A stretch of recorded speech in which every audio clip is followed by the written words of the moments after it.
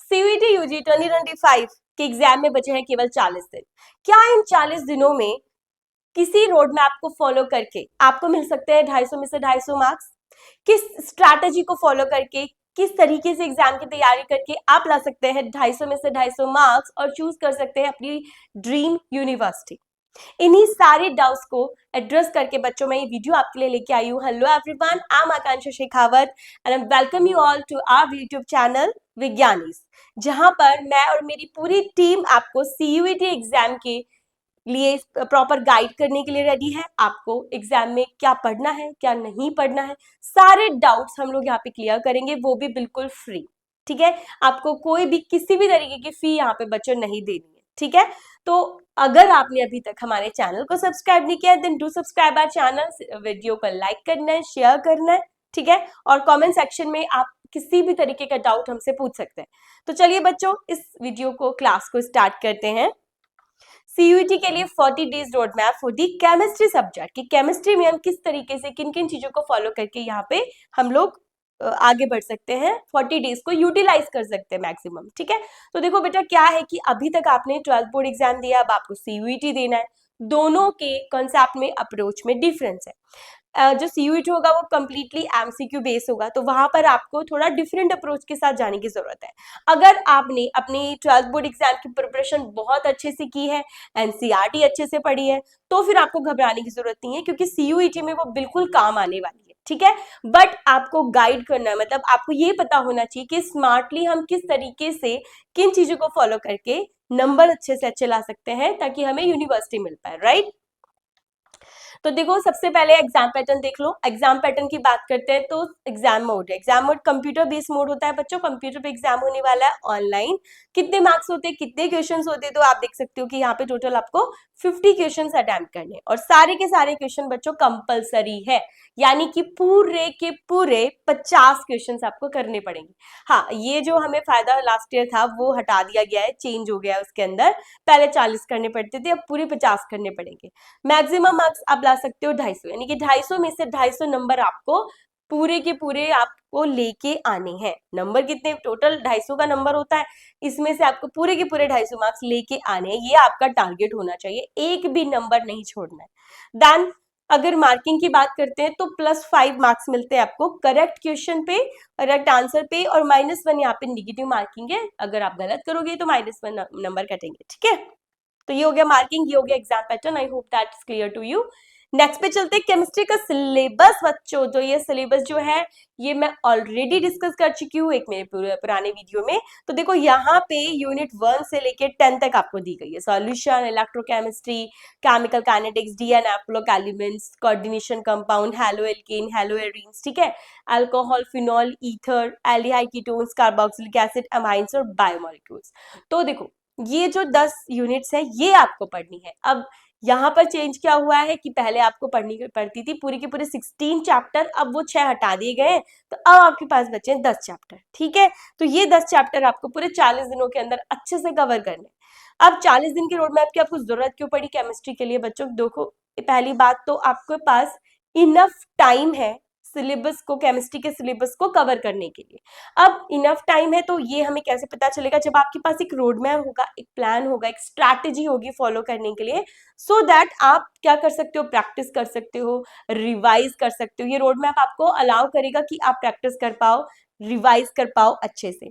Keep you focused without burnout. आपको ये जो रोड मैप है ये आपको फोकस रखेगा कि हाँ मुझे ये पढ़ना है, इतना पढ़ना है। ठीक है, अगर आप किसी भी एग्जाम की प्रिपरेशन स्टार्ट करते हो एक स्ट्रक्चरल अप्रोच से कि ये स्ट्रक्चर बना दिया है, ये टाइम टेबल मैं फॉलो करने वाला हूँ या करने वाली हूँ, तो बच्चों सक्सेस के चांसेस बहुत ज्यादा होते हैं। जैसे कि आप रैंडमली कुछ भी पढ़ रहे हो, आपके पास मटेरियल आपको पता नहीं है एग्जाम में क्या आएगा, किस टाइप से आएगा, तो ये जो सारी चीजें अगर आप इन पे वर्क करते हो तो दैट्स वाई ये 40 दिन का रोड मैप इंपॉर्टेंट है आपके लिए।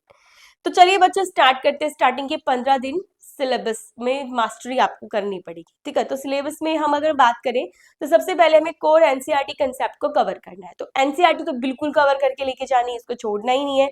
और ये जो 10 के 10 चैप्टर है, अब आपने 12th का एग्जाम भी दिया है तो उसमें आपने इन चैप्टर्स को पढ़ा है, तो ऐसा तो है नहीं कि आप अननोन हो, आप जीरो से स्टार्ट कर रहे हो, आपको आता है।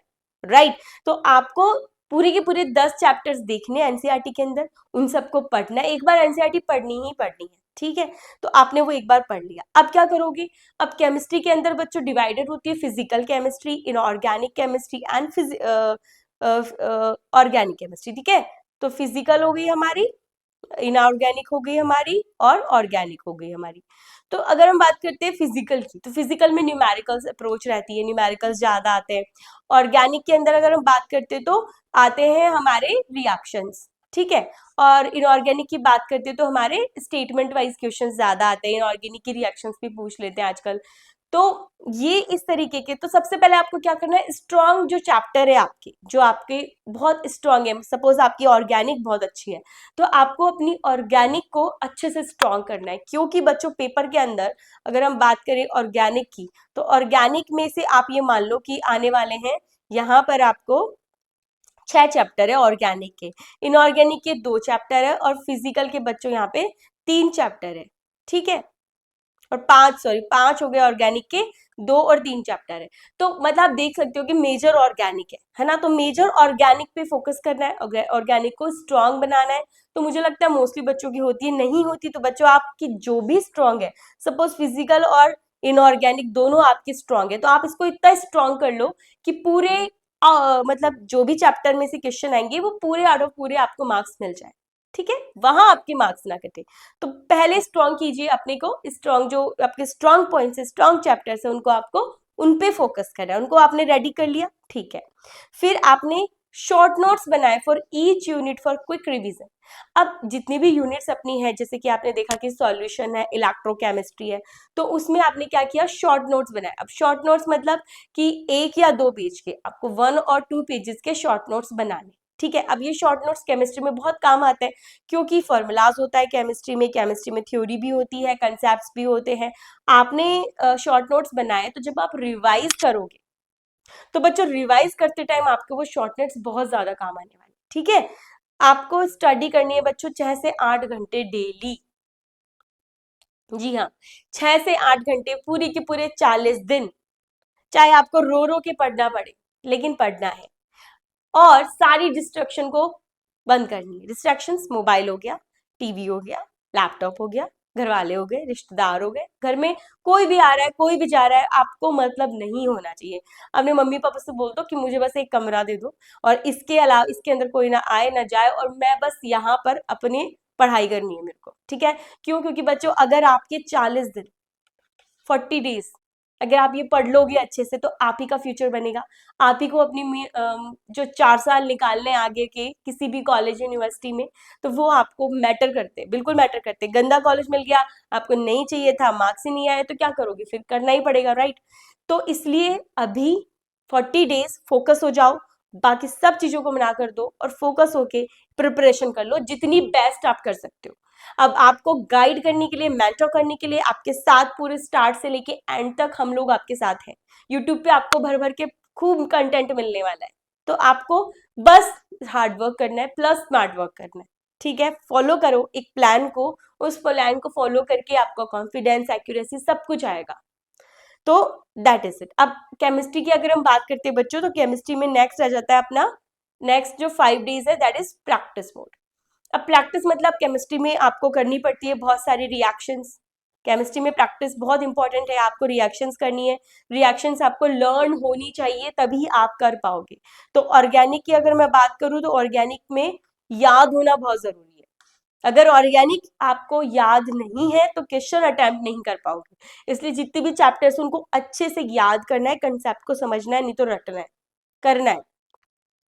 अब करना क्या है, 5 दिन में आपको आपको डेली मॉक टेस्ट करने, ठीक है। अब जितने भी अपने चैप्टर है, जैसे हेलोएल्कीन हो गया, हेलोडीन हो गया, ये जो फंक्शनल ग्रुप वाले चैप्टर्स है ना, जो आपके फंक्शनल ग्रुप वाले चैप्टर्स है, तो बच्चों फंक्शनल ग्रुप वाले चैप्टर्स को आपको बिल्कुल भी स्किप नहीं करना है, ठीक है। तो आपको क्या करना है, जितने भी फंक्शनल ग्रुप के जो अपने चैप्टर्स है, इनका डेली मॉक टेस्ट आप करो अलग से।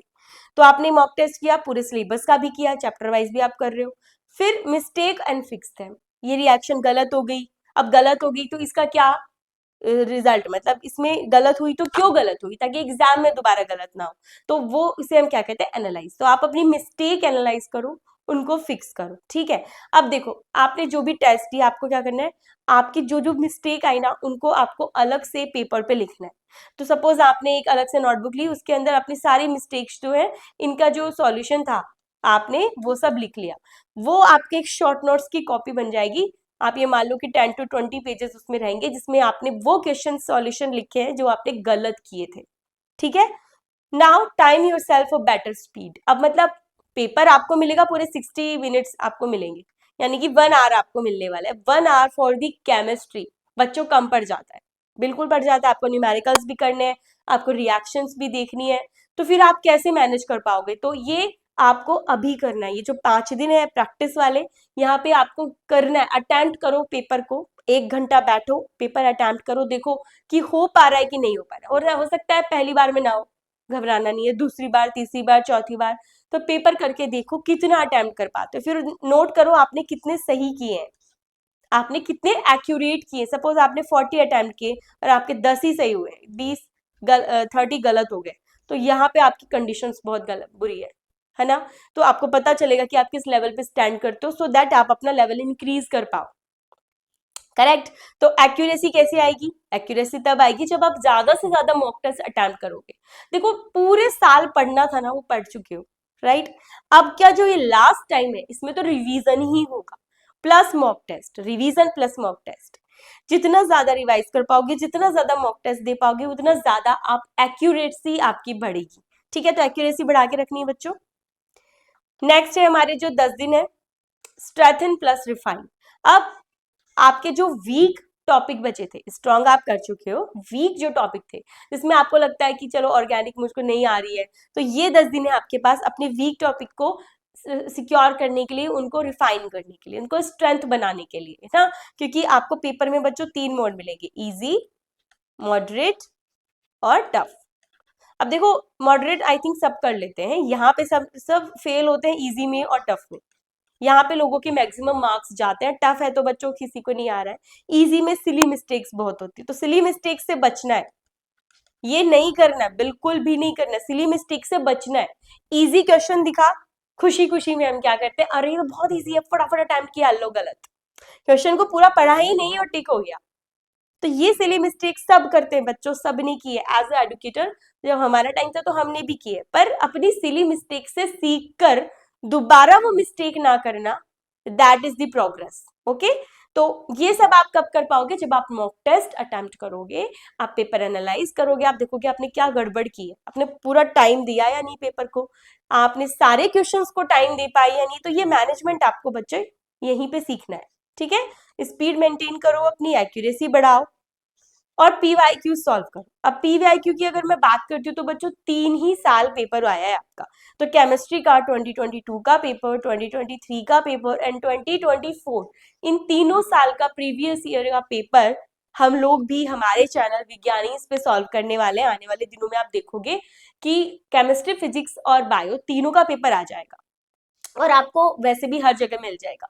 तो वो पीवाईक्यू भी आपको सॉल्व करने हैं। Once you have done all your chemistry syllabus, you have done mock test, अब आप जब प्रीवियस ईयर क्वेश्चन करने बैठोगे तो आपका मैक्सिमम पेपर सही आएगा, बिल्कुल सही होगा। जब आपने सारा प्लान फॉलो किया है, कोई गड़बड़ नहीं की है, कुछ स्किप नहीं किया है, आलस नहीं किया है, पूरे मेहनत से जोश से आप काम कर रहे हो, तो बिल्कुल आपके मैक्सिमम मार्क्स आने वाले हैं, ठीक है। तो ये हो गया हमारा 10 दिन। बचे अब हमारे फाइनल 10 डेज बच्चों, फाइनल पुश, पूरे 30 दिनों की मेहनत इन 10 दिनों में हमें क्या करनी है, पूरी रिवाइज करनी है। तो daily quick revision, the most important thing is revision करना है, हमको डेली करना है। शॉर्ट नोट्स बनाए थे वो रिवाइज करो, जो मैंने आपको बोला था कि जो मिस्टेक आपने केमिस्ट्री में की, जो आपने गलतियां की थी ना क्वेश्चंस में, सो सॉल्यूशन आपके क्वेश्चंस गलत हुए थे, उनके भी आपने नोट्स अलग से बनाए, तो वो रिवाइज करो। प्रैक्टिस लाइट रखो, ऐसा नहीं कि अब लास्ट डेज है तो यहाँ आपको पूरा का पूरा एग्जॉस्ट नहीं होना है पढ़ते पढ़ते, बस वही 6 से 7 घंटे रखो। प्रैक्टिस हो गई, रिवीजन हो गया, mock test and test analysis. Mock test अब पूरे सिलेबस का मॉक टेस्ट रहेगा केमिस्ट्री का। मॉक टेस्ट दिया 1 घंटा, 10 दिन है तो एक दिन में एक दे लिया आपने, फिर उसको एनालाइज किया, अच्छा मेरी एक मिस्टेक थी, ये मिस्टेक थी, ये मिस्टेक थी, मिस्टेक देखा आपने, उसको आपने करेक्ट कर लिया, ठीक है। Positive visualisation plus confidence. अब ये जो पॉजिटिव थिंकिंग होती है, पॉजिटिव एटीट्यूड होता है किसी भी एग्जाम में, बहुत जरूरी है बच्चों। हम अगर नेगेटिव माइंडसेट के साथ जा रहे हैं तो पेपर वैसे भी खराब होना है। पॉजिटिव थिंकिंग के साथ जाएंगे तो चांसेस होते हैं कि पेपर बहुत अच्छा हो। कि ये मत सोचो कि क्या होगा, बस ये सोचो कि पेपर कितना अच्छा मैं कर सकता हूँ। एट द टाइम प्रेजेंस रहो अपने एग्जाम पेपर में, ठीक है। जैसे ही वो पेपर स्टार्ट होता है नर्वसनेस आ जाती है, हम घबरा जाते हैं, पता नहीं गलत तो नहीं हो जाए।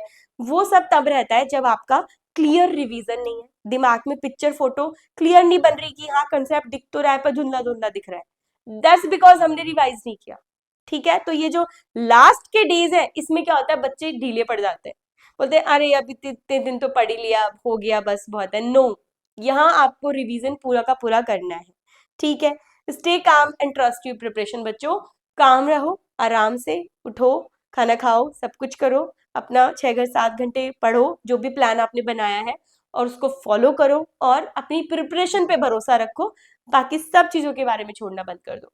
तो जस्ट फॉलो दीज गाइडेंस, जी फॉलो दिस प्लान जो भी आपने बनाया है, ठीक है, अपने अकॉर्डिंग। सो फाइनल वर्ड बच्चों, प्लान को फॉलो करना है, ट्रस्ट करना है अपने प्रोसेस पे। Hard work plus smart work gives you success. अब सक्सेस के लिए बच्चों हार्ड वर्क तो करना ही पड़ेगा, that is a must thing. कोई भी शॉर्टकट नहीं होता, नहीं कोई भी शॉर्टकट नहीं मिलेगा आपको, चाहे कोई जो बोल रहा है शॉर्टकट है दी हम करा देंगे बच्चा, वो सब ऐसा ही होता है। हार्ड वर्क तो करना ही पड़ता है, प्लस स्मार्ट वर्क आपकी हेल्प कर सकते हैं। स्मार्ट वर्क में एडुकेटर आपकी हेल्प कर सकता है, हम आपकी हेल्प कर सकते हैं कि आप कितना स्मार्टली वर्क करो, ठीक है। तो दोनों को मिक्स करके करना पड़ेगा। सो यू गॉट दिस बच्चों, आपको आता है, आपने प्रिपरेशन की है स्टार्टिंग से लेके एंड तक, तो भरोसा रखो अपनी प्रिपरेशन पर और एग्जाम अच्छे से फोड़ के आओ, ठीक है।